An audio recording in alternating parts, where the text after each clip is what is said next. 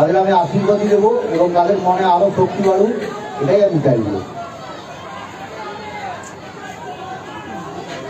প্রেসের সঙ্গে আমার একটা কথা আছে, আজকে প্রেসের কোনো প্রশ্নের আমি উত্তর দেবো না। আমি কতগুলো প্রশ্ন করব, আমি চাইব প্রেস এই উত্তরগুলো ভবিষ্যতে আমাকে দেওয়ার চেষ্টা করবো।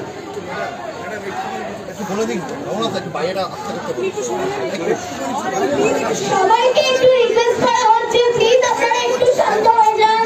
এখন কোনো স্লোগান দেবেন না।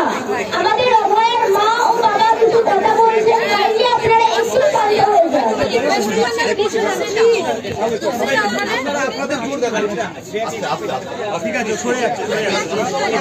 হ্যালো,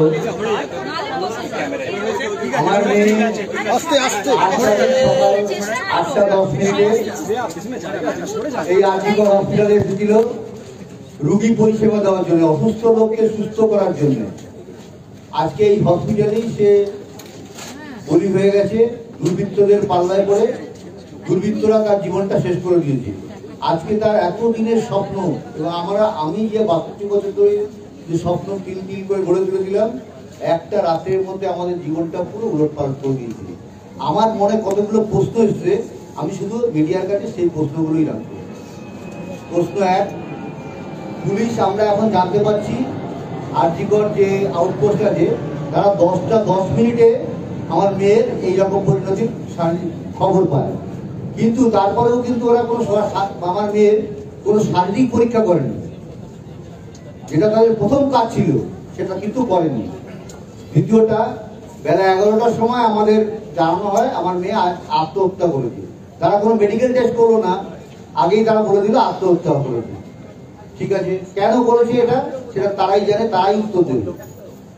আমাদের মেয়েকে দেখতে আমরা যখন হসপিটালে আসি 12টা 10 মিনিটে, আমার সেই মেয়ের মুখ দেখতে 3 ঘন্টা 3.5 ঘন্টা ওই সেমিনার হলের বাইরে আমাদের বসিয়ে রাখা হয়, এবং মেয়ের মা মানে অভয়ের মা পুলিশের হাতে পায়ে ধরতে শুরু করে। ভেতরে তখন লোকজন ঘোরাঘুরি করছে, আমাদের কিন্তু ভেতরে ঢুকতে হচ্ছে। এটা কি কারণে?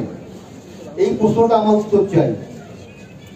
পোস্টমর্টম করতে হাসপাতালে দেরি করলো কেন? পোস্টমর্টম তো সাধারণত 4-5টার মধ্যে করা উচিত ছিল, কিন্তু দেখা গেল 6টার আগে পোস্টমর্টমটা হলো না, 6টা থেকে শুরু হলো। আমি এফআইআর করলাম টালা থানাতে। কি হলো? আমি 6:30 থেকে 7টার মধ্যে এফআইআর করলাম। আমার এফআইআর এর রেজিস্টার হলো কখন? 11:45 পরে দেখতে পাচ্ছি। ডাক্তার এখানে, এত ডাক্তার থাকা সত্ত্বেও, এত কিছু জানার পরেও পুলিশ একটা আনন্যাচারাল ডেথ কেস করলো, ডায়েরি করলো। কি কারণে? হাসপাতাল কর্তৃপক্ষ, পুলিশ কেউ এফআইআর করলো না, যেটা সবার আগে দরকার ছিল, করেনি। 12টা থেকে বিকাল 7টা পর্যন্ত আমরা এই আর্থিক হসপিটালের প্রবেশে ছিলাম, কিন্তু হাসপাতাল কর্তৃপক্ষ এবং ঊর্ধ্বতন কর্তৃপক্ষ কেউ আমাদের সঙ্গে একটি কথাও বলেনি। আমরা দেহটাকে রেখে দিতে চেয়েছিলাম, কিন্তু যে কোনো মানে এত প্রেশার আমাদের তৈরি করা হয়েছিল সেই সময়। আমরা টালা থানায় গেছিলাম, টালা থানার সামনে আমরা 1 ঘন্টার উপরে বসেছিলাম। 3 থেকে 400 পুলিশ আমাদের ঘিরে সেখানে একটা এমন পরিস্থিতি তৈরি করে, আমরা বাধ্য হয়ে বাড়ি ফিরে যাই। বাড়িতে গিয়ে দেখি 3 থেকে 400 পুলিশ আমার বাড়ির সামনে ব্যারিকেড করে দাঁড়িয়ে আছে। কিন্তু এই অবস্থায় আমাদের আর কোনো কিছু করার ছিল না, বাধ্য হয়ে আমরা মেয়ের দেহ দাহ করতে বাধ্য হই। কিন্তু এখানেও একটা আমার প্রশ্ন, আমার মেয়ে আজকে সেদিন মারা গেছে, শ্মশানের যে খরচ, সেই খরচটা ফ্রি করে দিয়েছে কারা? আমরা জানতে পারিনি কিন্তু আজ পর্যন্ত। কেন করা হয়েছে? কেন? আমার মেয়ে আত্মার বাড়িতে খুব কষ্ট পেয়েছে, যে লাস্ট শেষ সময় তো সে ভেবে গেছে যে আমার বাবি এই কোটি টাকা বাবি খরচা করতে পারলো না। কি মর্মান্তিক ছিল সেই দিনটা আমার কাছে।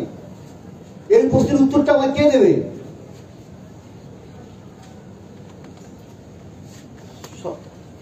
যখন আমার মেয়ের দেহ আমার ঘরে সাহিত্য ছিল, তখন ডিসি নর্থ আমাদের ঘরের একটা গলিতে ঢুকে ঘরের ভেতরে তিনি আমাকে টাকা দেওয়ার চেষ্টা করেন, এবং তার যা জবাব দেওয়ার আমরা সঙ্গে সঙ্গে সেই জবাবটা দিয়ে দিই।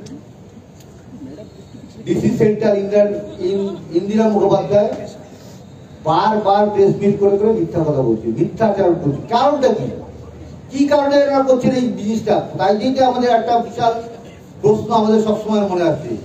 আমার এই সমস্ত প্রশ্নের উত্তর কে দেবে? পুলিশ, প্রশাসন, না হাসপাতাল কর্তৃপক্ষ, স্বাস্থ্য ভবন? সবার কাছে আমি এই আর্জি জানিয়ে আমি এখানে বড় বক্তব্য শেষ করছি।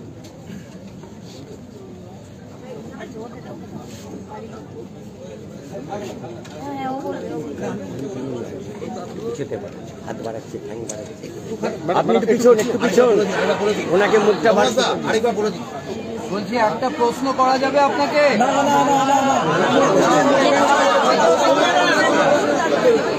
নমস্কার।